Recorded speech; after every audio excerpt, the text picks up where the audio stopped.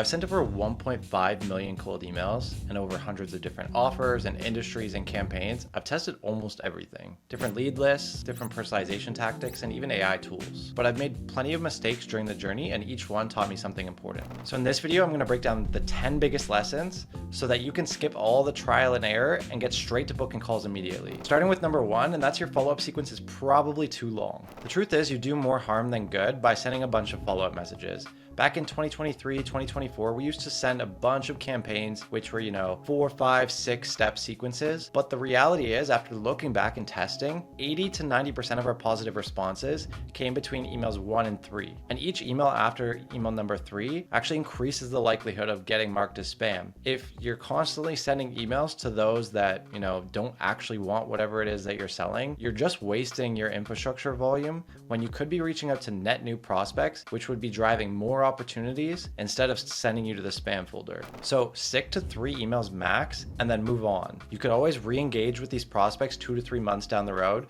because the reality is they've probably forgotten who you are at that point. Or if you're super eager, you could probably just jump into another channel like LinkedIn or phone if you want to try and connect with them that way, because some people just aren't really receptive to email as a mechanism. But limiting yourself to 3 emails is useless if they're all landing in spam. Which brings us to number 2, which is your deliverability beats copy every single time. It's pretty clear that a perfectly written email is useless if it ends up in the spam folder because nobody sees it, right? We have clients that have come to us with, the best offer, proven product market fit, and yet after sending for a pretty decent amount of time, they're still getting no results. And the funny thing is a quick look under the hood made it obvious that it was because of the way that they were prioritizing deliverability.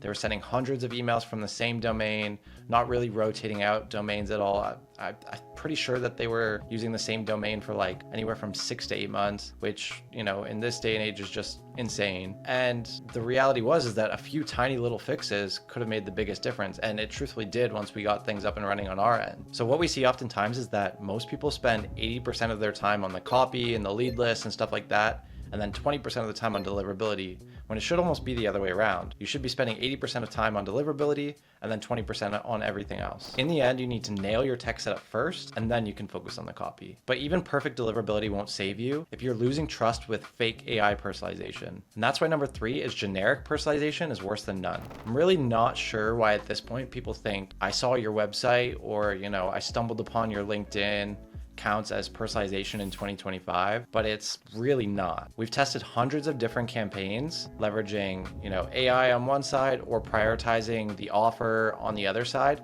And those that prioritize the offer win almost 9 times out of 10. The reason why this is the case is because fake AI personalization loses trust right away. And at this point, people have built up this, AI radar, and they can really tell when you're sending something that isn't really authentic. So if your personalization can apply to 100 people, then it's not really personalization. Either make it incredibly relevant or just leave it out altogether. Now, even AI personalization, if done right, can be worthless if you waste all of your time trying to perfect the script, which is why number 4 is that your first email doesn't actually need to be perfect. I'm not sure why, but most people spend weeks trying to create the perfect cold email. They try to perfect every single word and, punctuation and the structure and so on and so forth.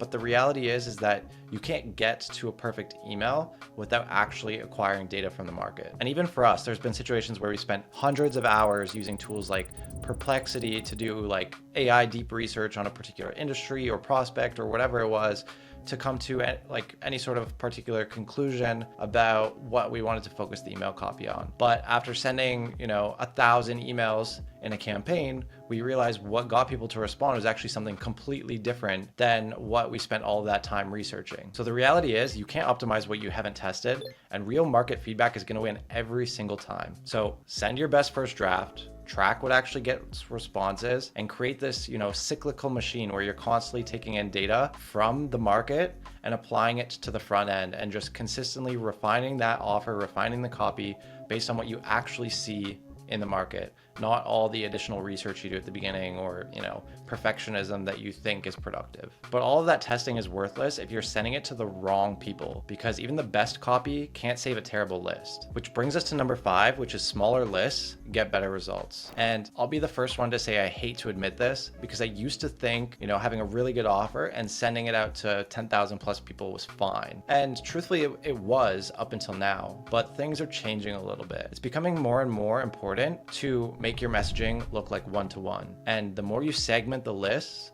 the more you're able to speak to a particular, subset of prospects' problems. If you want to break your list down, break it down by industry and then break it down by job title and break it down by persona, you're actually going to be able to craft a message that speaks exactly to the problems and pains and desires of those with accuracy, rather than just spamming the same offer to every single person. Don't get me wrong, I still think there's a time and place for campaigns that, are backed by volume.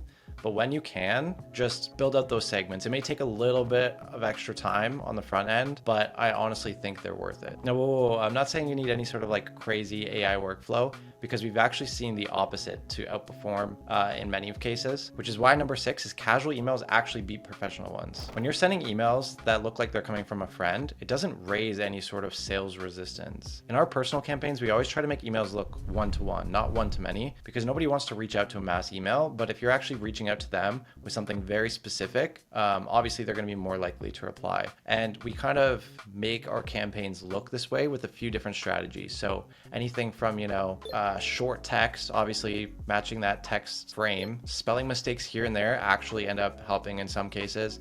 And then we've also seen informalities like smiley faces, again, stuff like that you'd use when texting a friend, to work really well as well. But you don't want to take it too far, and it's really easy to, don't get me wrong, because some industries just don't really resonate with this. So keep the industry in mind when you're coming up with this strategy and leverage it, but again, don't take it too far. The goal here is to start a conversation, not sell every single feature off the bat. And these short conversational messages slip past people's defenses. Now, that doesn't mean to never pitch, but just do so strategically, which brings us to number 7, and that's hard pitches ruin your response rates. So the reality is, email service providers reward you when you actually get responses. Because when you compare two scenarios, one scenario where people are sending emails back and forth, or another scenario where you're sending thousands of emails and getting no responses, which one seems more legitimate? And the thing is these soft CTAs actually get you those replies. We've had clients in some pretty saturated niches where, no matter what we've tried, no matter what offers we put on the table, we got nothing, crickets. And then, we go and we leverage some sort of sales asset or some sort of valuable front end offer that isn't necessarily a hard pitch,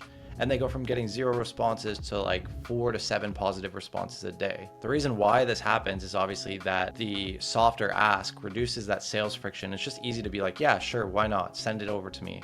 Versus yeah, let me just pull out my calendar and find a time that I'm available to meet with this person that I've never met. So the goal here is obviously to optimize for the first yes, and then sell off the back half of that. And if you really want to try and be a little bit, pitch heavy from the beginning, just try and soften back the hard CTA a little bit. Instead of saying are you available Tuesday or Wednesday for a conversation? Say something like, could this be worth a chat? A little bit of hesitancy in your words, just it makes it easier to say yes to. And we've actually seen this and seen proof of this through data. However, all of this is pointless if people never open your emails, because even if you land in the inbox, there's still a chance that you get ignored. And that brings us to number 8, which is subject lines should stay simple. The truth is, people overthink subject lines. They try all this crazy marketing, jargon, tactics, so on, when the reality is what works is, 1 to 3 word, curiosity driven subject lines. The thing is that the mind hates open loops. So if you create this open loop in your subject line where you're just driving curiosity, not laying all of your cards out on the table, people are going to want to open it. Because if you do lay all of your cards out on the table,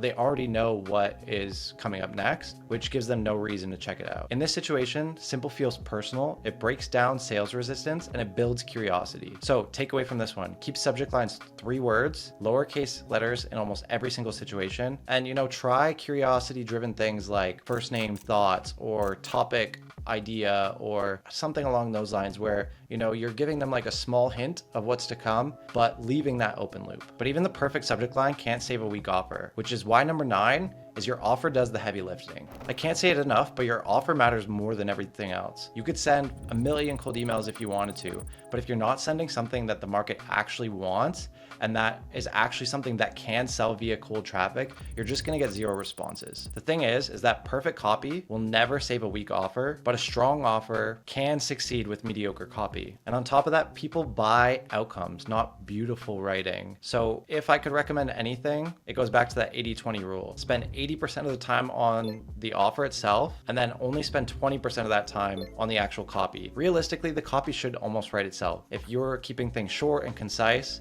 and you're focusing on the offer, there really shouldn't be much else. But even the strongest offer means nothing if your prospects don't trust the person that's sending it. Which brings us to number 10, which is your social profile actually sells before you do. The thing here is you could have the same email template, the same offer, selling into the same industry, and get wildly different results than a competitor because they have a really strong social presence. I actually remember one situation like super vividly where we had 2 clients that were both selling to e-commerce brands, and one was getting, 2 to 3x more meetings, and I was banging my head against the wall trying to figure out what it was. In the end, it actually was because the one brand was consistently posting on LinkedIn. They were sharing, authority building content. They were sharing content about their family and their travels and, things that just made them seem authentic. And I started noticing it in the email response that people were mentioning it. Like they actually really valued the fact that they posted a ton about obviously their wins and stuff like that matters, but just things that made them look like a real human being as well. Why this matters is pretty simple. When someone receives a cold email, the first thing that they're going to do is look you up. And if there's nothing there, they're just going to assume you're some sort of, AI robot or something along those lines, or, someone from overseas trying to scam them, and they're not going to respond to you no matter how good the offer is. So if there's one thing to take away in this instance, it's optimize your online presence. Prepare testimonials, share your wins, share your losses, make yourself look like a real human being, because again, in the end, social sells. So that needs to be a priority. Now, if you don't implement these the right way, you're obviously not going to see any results. So if you want to see how I use them to book 21 calls in 21 days, check out this video above, and I'll see you there.